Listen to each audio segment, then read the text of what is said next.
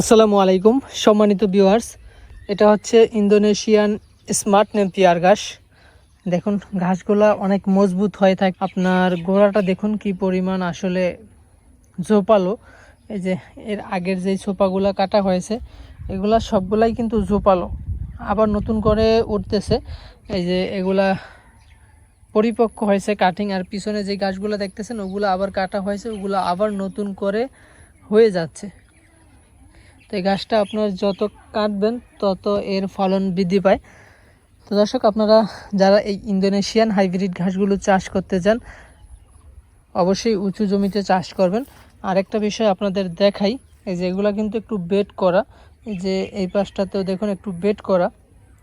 তার কারণ হলো এটা নিচু জমি, আমি এই অংশ থেকে মাটি তুলে একটু উঁচু করেছি, এবং বর্ষার মৌসুমে এই নিচু জায়গাটাতে পানি থাকে আর উপরে অংশটাতে পানি থাকে না। এজন্য আপনার হলো কোনো সমস্যা হয় না।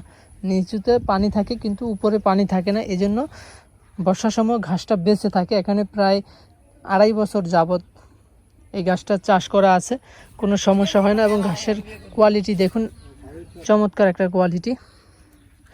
দর্শক, আপনারা যারা এরকম ঘাস চাষ করতে চান অবশ্যই উঁচা জমিতে চাষ করবেন। আর এই ঘাসটার কোনো বিচি হয় না, এটা মূলত কাটিং রোপণ করতে হয়। আমাদের কাছে এই ঘাসের কাটিং আছে, আপনারা চাইলে কাটিং সংগ্রহ করতে পারবেন।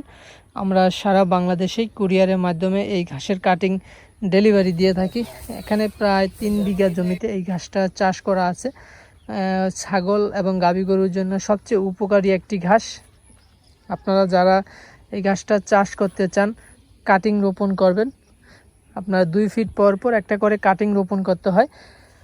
এর পাশাপাশি আমাদের কাছে Jara one, Taiwan hybrid, Guatemala hybrid, অজানা হাইব্রিড এসব ঘাসেরও কাটিং অ্যাভেলেবেল আছে। আপনারা চাইলে আমাদের কাছ থেকে সংগ্রহ করতে পারবেন। আপনারা সকলে ভালো থাকবেন, সুস্থ থাকবেন। আল্লাহ হাফেজ।